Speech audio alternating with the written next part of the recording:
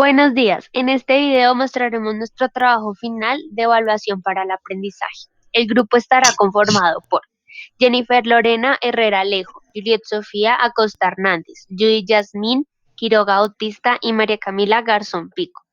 En este video mostraremos los tres casos. Cada caso tendrá un instrumento de evaluación. Primer caso, lista de chequeo. En este se mostrarán ejemplos y se explicará cómo hacerlo. Segundo caso, rúbrica de evaluación. En este también se tomará en cuenta cómo se hace y tres ejemplos. Tercer caso, el portafolio. Se tendrá en cuenta cómo se hace y dos ejemplos. Aprendiendo a diseñar instrumentos de evaluación. Para este ejercicio nos emiten a tres casos. En el primero está la maestra Juana, que debe preparar su clase de lenguaje de grado segundo con un instrumento de evaluación que le permita hacer seguimiento y acompañamiento de la construcción del portador del texto prescriptivo. Pues bien, ustedes se preguntarán qué es un texto prescriptivo. Son aquellos textos que constan de normas y órdenes que buscan asegurar la regulación del comportamiento del lector. Estos se dividen en dos: los que incluyen normativas, como son el caso de las leyes, o los que incluyen instrucciones, como son el caso de los manuales o las recetas de cocina. Para ello se debe construir una lista de chequeo y orientar a las debidas instrucciones de cómo se realiza este instrumento. Pues bien, nos permitimos contarles que una lista de chequeo, como bien lo dice, es un listado de preguntas en forma de cuestionario que nos sirve para verificar el cumplimiento de determinadas reglas, normas, actividades, trabajos o sencillamente lúdicas. Esta lista nos ayuda para la memoria, para proporcionar un método más rápido y verificación de ítems, contribuyen a normalizar o estandarizar líneas de acción y sistemáticas. Para eso nos sirve una lista de chequeo. Pues bien, para hacer una es importante tener en cuenta los siguientes pasos. Primero, se debe hacer una lista de las tareas que se quieren revisar o verificar. Esto es muy importante para tener en cuenta a qué nos vamos a remitir y qué objetivo tenemos con la lista. Dos, saber cuáles son los atributos, lo cualitativo y lo variable, lo cuantitativo, y verificar cada actividad. Es decir, que se realice de forma correcta y si lo estamos respondiendo, que sea de forma autónoma, pero que trate de ser de la mejor transparencia y veracidad posible. Tres, determinar el paso anterior, la importancia o impacto de cada atributo y variable del resultado final, es decir, ver las posibilidades que nos brinda la lista de chequeo. 4. Definir la frecuencia de verificación, es decir, si lo vamos a trabajar de manera mensual, quincenal, semanal o diaria. Podemos realizar la lista de chequeo a la hora que deseemos, siempre y cuando esta esté determinada. 5. Tener la claridad sobre quién realizará la verificación, si será de manera autónoma, si debe haber un tercero o si debe ser un coevaluador. Este es un proceso largo porque incluye responsabilidades de verificación entre las personas que participan y un enfoque para controlar la producción de la lista de chequeo. Y por último, diseñar el formato de verificación. Dependiendo del volumen de la información recopilada, se pueden hacer formatos individuales o una lista de formatos para cada persona. Lo importante a la hora de realizar la lista de chequeo es identificar los puntos y contenidos de la teoría y metodología implícita que se quiere evaluar. En la primera lista de chequeo encontramos la parte de la escritura que el niño tiene. Entonces, en esta lista de chequeo encontramos la primera parte de los aspectos a cumplir, en donde vemos si el niño realizó lecturas previas que le sirven para fundamentar el proceso de escritura, si se enfrentó completamente al texto, si compartió ideas con sus compañeros sobre el texto, si logró interrogar y realizar hipótesis alrededor del texto. Luego de eso, encontramos una parte en donde se analiza más concretamente la parte de la escritura en cuanto a la estructura que deben tener los textos prescriptivos. Luego tenemos unos ítems que dicen si el niño cumplió o no con estos aspectos. Y por último en la tabla encontramos una nota del 1 al 5, siendo la valoración más alta el 5. A medida que el niño va poniendo sus valoraciones en todos los ítems, al final debe sumar y dividir entre 12 para sacar la nota final. Se encuentra una parte de observaciones y una parte en donde la docente puede poner su nombre o su visto bueno. En la segunda lista de chequeo encontramos la parte emocional del niño, en donde se evalúa si el niño ha sido puntual, si ha prestado atención a las clases, si el lenguaje corporal utilizado en estas ha sido bueno, si escucha de forma activa cuando el compañero pregunta algo. Y también en esta encontramos los ítems de si cumple o no y el cuadro para evaluar. Al final encontramos para la nota final y las observaciones. Bueno, ahora pasaremos a ver qué es una rúbrica de evaluación. Es un cuadro que se interesa por tres elementos primordiales. El primero son los indicadores, que son los aspectos centrales, aquellos que interesa lograr y valorar. El segundo son los niveles de logro, que por ejemplo pueden ser la calificación de excelente, muy bien, bien o regular. El tercero y último son los descriptores de logro, solamente aplican para las rúbricas analíticas, que son progresión de los niveles superiores a los superiores o viceversa. Ahora pasaremos a ver por qué son importantes las rúbricas de evaluación. Las rúbricas de evaluación permiten hacer explícitos tanto para los alumnos como para los docentes, ya sean en resultados esperados o inesperados. Son distintos niveles de capacidad o logros. En ellos sirve para que también se guíen para evaluar, calificar y retroalimentar el desempeño de cada uno de los estudiantes.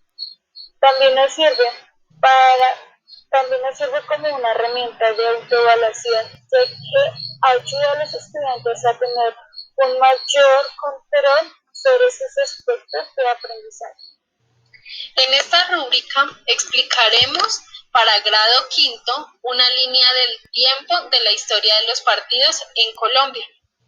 Iniciaremos la rúbrica dividiéndola en 5 columnas. En la primera ubicaremos la categoría, en la segunda la puntuación más alta, que es de 4.3 a 5 puntos, la siguiente, que es la categoría intermedia, de 3.5 a 4 puntos, la siguiente, que es la categoría más baja, de 1 a 3 puntos, y el total que genera el lector. En los ítems que podemos colocar en esta rúbrica, en la sección de categoría puede estar la comprensión, analiza el texto contenido y da su opinión, fechas, porque es una línea del tiempo, contenidos y conocimientos. Entonces vamos a explicar de la manera de los puntos más altos a los puntos más bajos en el hecho de la comprensión. El estudiante puede describir de manera precisa más del 75% de los eventos de la línea, determina con rapidez fechas, eventos que pasaron del primero al último en la historia del fútbol colombiano.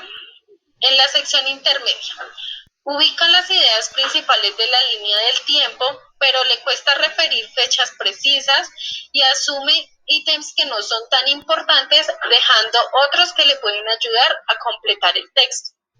Y en la parte más baja, de 1 a 3 puntos, no puede usar la línea del tiempo de manera eficaz para describir o comparar eventos de la historia del fútbol colombiano. En este caso, en el total nos ubicamos En la sección que creemos que estamos más acorde y señalamos de 4.3 a 5 puntos. Otro ejemplo puede ser las fechas. En su expresión más alta, que es 5, sería: da una fecha precisa y completa y lo incluido en cada evento del fútbol colombiano. En la intermedia, da una fecha precisa y completa e incluye algunos temas importantes, pero no recuerda eventos precisos que marcan el fútbol colombiano. Y por último, las fechas son incorrectas, faltan 2 o más eventos importantes que hablan del fútbol colombiano. Para terminar, colocamos la nota que creemos que merecemos en estos aspectos, y así con los demás. Caso número 3. Un equipo de maestras del nivel preescolar desean informarse sobre cómo hacer portafolios para hacer el acompañamiento de los niños y las niñas de su curso. Para ello, proponemos un taller explicativo. ¿Qué es un portafolio? Sus características, funciones y el paso a paso de cómo se hace. Para empezar, diremos que la idea del portafolio es una idea prestada de otros ámbitos profesionales. Artistas, fotógrafos y arquitectos tienen sus portafolios, en los que muestran lo mejor de su trabajo. Esta idea es trasladada al campo de la educación, ya que supone una descripción de los esfuerzos y resultados de un profesor por mejorar su enseñanza, incluyendo documentos y materiales que en un conjunto muestra al alcance la calidad del rendimiento docente del profesor, al mismo tiempo que operan también dentro de los esfuerzos por mejorar los centros educativos y la enseñanza. El portafolio docente no es una recuperación exhaustiva de los documentos y los materiales que afectan a la actuación educativa, sino una información seleccionada sobre las actividades relacionadas con la enseñanza del profesor o la profesora, y una sólida evidencia de la efectividad y realización del portafolio docente deberá hacerse y basarse en una evidencia empírica firme. ¿Cuánta información se considera necesaria para mostrar globalmente la efectividad de la enseñanza? La existencia sugiere que hay que ser selectivo. Esto no significa que presente una imagen parcial, sino justa y completa. Incluso es interesante presentar el material de manera novedosa, porque da una visión de la capacidad de innovación, siempre y cuando la institución en la que trabajemos potencie dicha innovación o experimentación. ¿Por dónde podemos empezar para realizar un portafolio? Una tentación que se debe evitar es la elaboración del portafolio si es realizado a partir de la información disponible o de los datos que son de más fácil acceso, ya que el resultado será un portafolio que explique qué hacemos y no por qué lo hacemos. Ya sabemos que en realidad un portafolio se trata de explicar por qué hacemos lo que hacemos en nuestras aulas y fuera de ellas como estudiantes, para que los estudiantes aprendan. ¿Cuál es la estructura de un portafolio? A continuación presentaremos 3 estructuras. La primera es la típica, cuando el objeto es la mejora y la autoformación del propio profesor. La segunda se podrá utilizar para solicitar acreditaciones o promociones. Y la tercera es un ejemplo de la aplicación de la evaluación del programa de formación para profesores universitarios. En este ejemplo de portafolio encontramos un ejemplo corto de cómo debe ir estructurado. Inicialmente encontramos la presentación del tema general. En este caso es el desarrollo de la lectura y la escritura. Luego encontramos el tipo de evidencias que irán en el portafolio. En este caso, para quién va dirigida la carta y un mensaje escrito. En un momento en el que se vio cuáles son las partes de la carta y se trabajó el primer borrador. Luego se identifica el borrador y se realizan símbolos para corregir este borrador. Luego se elabora una carta final y luego se completa con un formato elaborado y estructurado.